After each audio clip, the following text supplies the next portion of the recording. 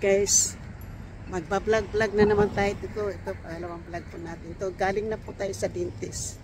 At malaking pong story po sa dentist na ito. At nakakausap po ako ng 78 years old tsaka 83 years old po. Pero hindi po sila makikita 83 years old tsaka 70. They are really looking good po. Ngayon po mayroon tayong isang idea. Dahil po ay parang dito tayo tatawid po sa kalsada dito. Sandali lang po ha. Nilipat po tayo. Binigyan niya po ako ng information na sa libre daw po na na gym. Ang po ng gym na yun ay tatawag ako kung mayroon daw silang libre ng silver silver sneaker po. Libre daw po yan sa mga 65 and above. So silver sneaker sa 24 hours titingnan natin po kung ano po yan. Ay, tayo po kasi libre daw po. So pag ganun po, di makakapag-exercise na po tayo imbis na lakad-lakad lang po to. So thank you po. Ito po panibagong vlog ko po ito. Hindi ko po ito napablog dati po, pero dito po papunta po tayo sa El Camino. Kasi punta po ako doon sa mailbox po. Kukunin ko po yung baka na po to yung na po ako yung tingnan po ninyo tong ganda ng lugar dito. First time po natin tong madadaanan po dito. Turners to Terrace. So nandito po ako sa may Poplar po. Poplar po itong pinuntahan po natin. Pupunta po ako sa mailbox. So na maganda daw po yung po natin para maka-exercise na po tayo. Siguro naman itong arms natin po ay pwede natin itong anuhin. So shout out po sa lahat-lahat ng aking mga minamahal mga subscribers sa Poplar, subscribers, silent viewers, sa mga OFWs, kaibigan at hindi miga-miga love shout out. Nakapag-usap tayo po ng 78 at saka 83 years old po. Mukha silang hindi po sila ganun katanda. Akala ko matanda ako sa kanila. Yung pala sila matanda pa sa akin. So, sa compliment po sa pantalon na sinusuot natin yung ating outfit po kasi technicolor po yan. Yellow green, tapos ito po, tapos something like that. Maraming salamat to shoot out po sa aking mga minamahal na mga subscribers, silent viewers, sa mga OFW kaibigan at hindi miga-miga shoot out po. At sa lahat po, malaking story po ang aking pong pagbablog ngayon. Kasi nagbayad na po ako kasama na po yung bayad ko po sa aking dentist po ay almost $6,000 po. $5,888 kasama yung aking covered po kasi ako ng 3,000 sa sa Medicare na dental. Tapos yung sa sarili ko pong bulsa po na ako po yung magbabayad po ay 2,786. Ngayon po tinatingnan ko po yung ngipin ko kasi hindi ko po siya magamit sa kain. I-repair nila ako doon sa kanilang dentist po. Tapos, magbabayad daw po ako. Nandoon na po yung bus. Namimiss na po natin yung bus. Okay lang. Tapos po, magbabayad daw po ako ng another 10%. Babayaran ko po. Out of pocket na naman. Sabi ko, paano ako magbabayad? Diba para yan sa sa kotse na pinapagawa mo yung kotse, mayroon warranty. Na hindi ka po magbabayad kasi may warranty po. Tapos ngayon ako, magbabayad po ako. Na nagbabayad na po tayo ng sabi ko sa dentist ko bago nyo ako i-repair doon sa Dili City, magbabayad pa ako ng 100 para mag-over po ako doon kasi hindi ako taga doon. Sabi ko doon sa kanila, hintayin na lang ninyo yung aking ano, puponsult na lang ako ng attorney. Kasi nung pumasok po ako dito, sabi ko, nung nagpapatingin po ako dito ng dentist, tinanong ako sa dentist kung mayroon akong sensitivity. Sabi ko, wala. Wala akong sensitive sa aking ngipin. Ang problema ko lang yung dito lang sa ano. So, yan po, ang kulang ko lang po sa ngipin ko po ay wala po akong sensitivity talaga. Tapos ngayon nagkakaroon ako ng sensitive sa tubig na mainit at saka ano, malamig. Yun ang sinabi ko po dun sa ano, sa aking dentist. Nagkukonsulta ko ng ano, kaya hindi nila ako dito ni-repeat, tinawag nila ako uli. Tingnan natin po. Dahil hindi po ako papayag na aanuhin po ako, yung babayad po ako. Hindi ako papayag po. Wala akong ano sa kanila po kung hindi po sila papayag na i-repair nila ako doon sa dentist. Ako po, sabi ko, paano ako nangyayari? Pumunta ako sa inyo, walang sakit ng ngipin ko, walang sensitive, walang lahat. Tapos ngayon, yan. Dito tayo.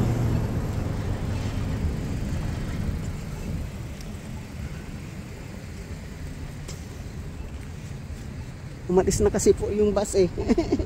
Pero hindi ko hinahabol po yung bus. Dito na lang po tayo. So, ngayon po, sa dentist ko, na nandito po ako sa Puklar. Pupunta po tayo dun sa mall. Taping, tignan po yung ating outfit, diba? 3 kulay. 4 na kulay po. So, sinabi ko po doon sa dentist ko po. Sabi ko, tinanong ko kung mayroon bang bayad. Hindi nila po na-explain sa akin. Sinasabi sa akin na hindi daw niya alam yung financial kung magkano. Sabi ko, may bayad ba? Sabi kasi, i-repair daw ako sa Dili City. Sabi ko, saan sa Dili City? Sa may mission. Pero layo-layo pa yan. Magbabayad pa ako ng mga $50 dyan sa poker na yan. Balik, back and forth pa, 100 pa, tapos magbabayad pa po ako papunta. Sabi ko, hindi na. Kukuha na lang ako ng panibagong dentist. Pero magkukonsult ako ng attorney. Sabi ko doon sa dentist ko. So sabi ko, bago nyo ako i-book ng appointment sa dentist ng root canal, hindi root canal ang kailangan. At saka una doon, sinasabi din sa akin, kapag sensitive, bumalik ka dito. Ayusin natin. Oo, ayusin. Pag Pilipino na mga dentist, naku, ganyan sa pagdating sa mga Kaya wag nilang gayahin ito sa Amerika o sa Pilipinas. Tatawagan ko ngayon po yung aking Medicare. Nakabukas. Nandito na po mali sana nandito na ako. Pumunta na lang sana ako ng DNB. Na lang, malapit na lang yung DNB dito. Malapit na lang yung DNB dito sa Puklar. Kasi yung DNB po, yung between Puklar and Santa Ynez. Pero okay na lang po, malayo. So, pero sisingilin pa ako, nagbayad na ako ng almost 6,000. Sabi ko, nagbabayad na ako ng almost 5,000, 2,000 na yung almost 3,000 na yung binayaran ko, hindi pa kasama yung yung aking dental o yung aking insurance. Almost 6,000 yung insurance at saka akin, almost 6,000. Tapos ngayon, sisingilin niyo ako. Ano kayo? Kukonsulta ko, tatawagan ko yung dentist ko. Tawagan ko yung dentist. Pakinggan ko muna po itong 18 na po. Mukhang na po eh. Mukhang okay po Babait natin Parang okay. Titingnan ko po. Kasi pinag-charcoal daw ako ng tubig na mainit. At saka sinasabi ko, pag nilaglagyan ng hindi nila po ako maano sa mga ganyan pong kaya tinawag nila ako ulit nung narinig siguro nila na nung tinanong ko yung ano yung magbibigay ko sa akin ng ano ng appointment. Sinabi ko sa kanya, mayroon bang bayad?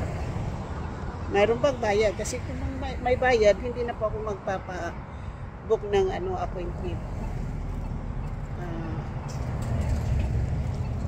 Magko-consult po ako ng attorney. Talagang tatawagan ko muna yung Medicare po. Tapos kapag mayroon silang attorney na i-repair po natin. Unang-una, wala po akong problema sa ngipin ng ano po, ng pumunta po ako, gusto ko lang po sana yung ngipin ko po na nabasag po yung ano, pero nakatira po yung ano po, yung pasta. Yun po lang sana yung gusto kong gawin. Wala pong problema yun kasi ano naman. Tapos ngayon po, inopera nila ako na ano daw, cover daw yung bridge sa aking dinta. Hindi nagpapa-bridge tayo. Yung kinabitan ng bridge po at saka yung kinabitan ng bridge at saka ito, yun po yung masakit.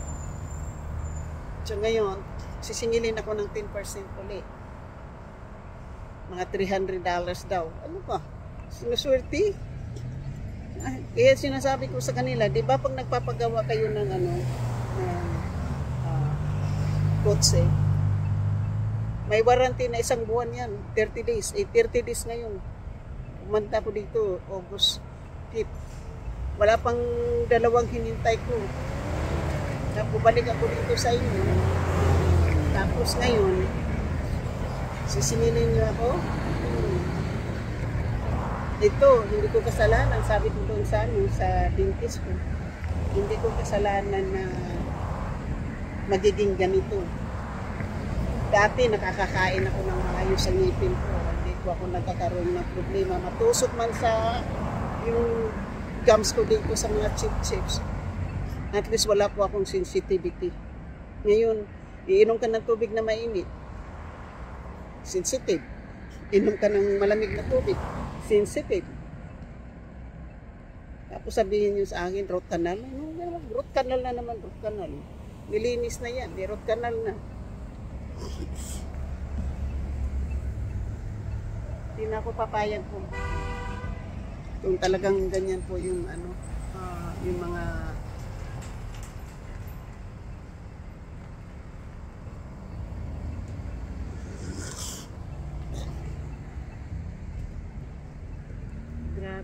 grabe yung ano dentist. Pera-pera lang. Ako naman, pera-pera lang din para magkaroon tayo ng nako po, kapag dentist, kapag ano po yan. Kaya dito po, ano po, huwag sila masyado ma-greedy po sa pera. Itong mga Pilipino na dentist po. Sabi ko, nung una kong punta ako dito, nagkasakit ako, 5 days po ako nagkasakit. 5 days po ako na giniginaw po ako, nahihilo. Alam ko mayroon akong hilo pero hindi ako nahihilo sa ano. Tapos nagkasakit pa ako ng 5 days. Sabi ko sa dentist yan, hindi ko lang matandaan yung mga mukha kasi iba-iba kasi yung mukha na pumupunta dito.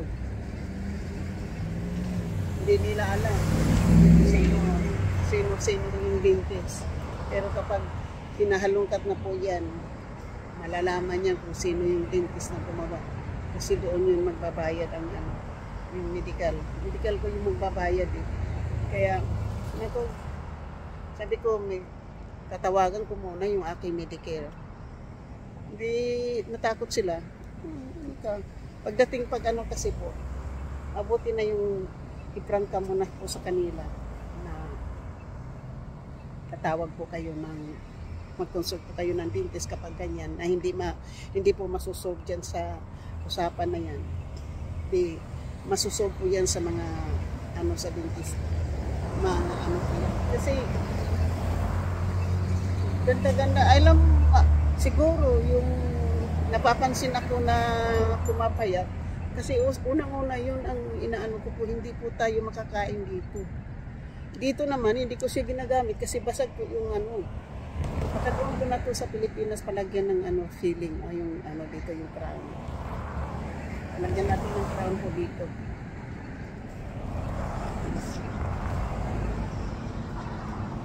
Malalagyan po natin ng crown po dito para magamit natin po sa kain. Kompleto ng ngipin natin, masaya ano na. Tapos parang ito palagyan natin ng wire po dito. Tingnan natin kung magagawa nila, palagyan natin ng wire para hindi na po tayo mag-ano. Kasi mayroon namang kakabitan. So, yan po. May pangalawang ano po ito, yung tingnan natin po kung ano pong mangyayari. Kapag hindi pa po ito ma-solve, hindi na po ako babalik sa dentist na yan. Ang gagawin ko po, hihingi pa ako ng tulong sa Medicare dentist para ano po, titingnan ko po, hihingi po ako doon ng tulong sa kanila kung ano po ang kanilang payo sa akin kung anong gagawin. Kasi kung talagang sisingilin nila ako, hindi talaga ako babalik.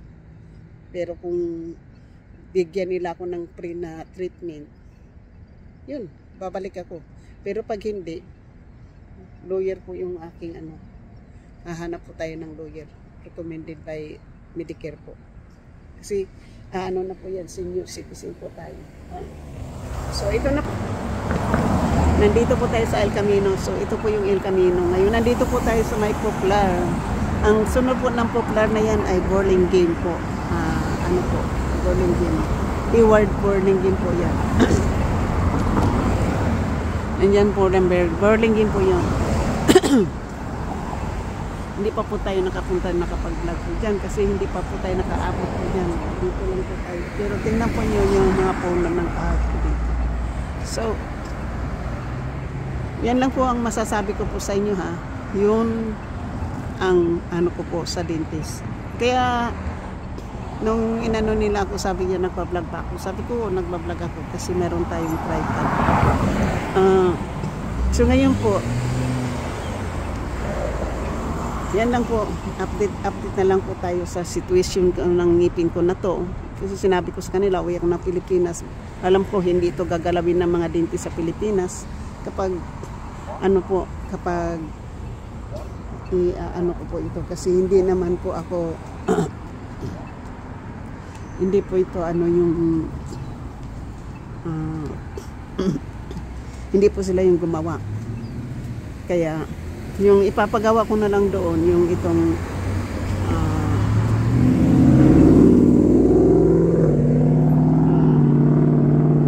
lagyan na lang natin din denture, diba? Palagyan ko po ng crown yan. Yun na lang sa Pilipinas. So, yun po. So, nandito po tayo. Yan po yung ano ko, masasabi ko lang po sa inyo na yung mga Pilipinong dentist po. Yung alam ko, mayroon akong American dentist, may Chinese, may ano, ngayon, Pilipinong dentist. Dito tayo nagkaroon ng problema sa ngipin ko po. Dati, yung nilagyan po ako ng ano, ng filling dito, yung crown po sa ngipin ko po, wala po akong problema. Kasi po, very rough po sila, very rough. Parang kang minomorder po yung ngala-ngala mo dyan, yung aking gums. Grabe po. Yan po yung, dito po mas busy po. Tingnan po yung views ng El Camino Real. Tingnan po nyo yung views sa El Camino Real. Tingnan po yung kotse na yun, oh. Tingnan po nyo yung kotse na yan. So, shout out po sa lahat. Sa lahat-lahat po nang sumusugod sa akin kay shout out po May Santos Vlog, Eric G. Corpus, Kilay is Life, Runaway, Mama Sinya, Kenny Suzuki, Ermin O, May Santos TV, Sa inyong pasugod, Edo G, ng Maruto, Kapitana Myla, DC Luto, Team Mukya, Team Mayor, Team BIG. So, may ganda nag-shoot out po sa inyo na. Wow! Oo. Oh, kumat, nag-cut po yung kotse, hindi ko na magkuha. Nag-cut yung kotse sa harap ng isang kotse. Ayun. May police sa ilalim ng tulay. Baka siguro may hahabulin mo.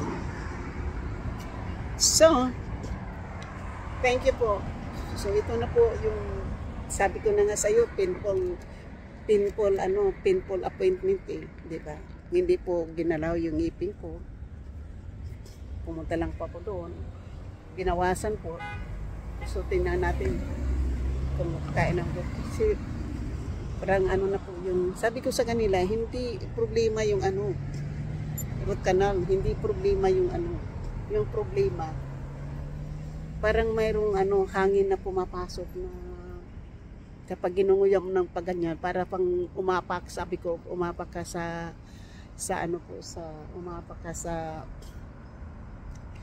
yung foam na magda-bounce. Yun ang sinabi ko sa kanya. Titingnan natin kung makakain ko tayo.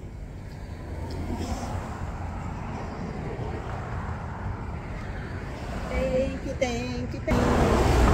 Yan po ang El Camino Real. Ito po yung El Camino Real. Papunta pong sa Delton, kung saan ako bumababa ng bus o sumasakay. At ito na po dito po ang papunta ng Burlingame. So, abang-abang po tayo ng bus. Thank you po. Maraming salamat po. At hanggang dito na lang po. Shout out sa lahat-lahat. Tita Ong, Bruce Maranan, sa lahat-lahat po dyan. Thank you. I love you all.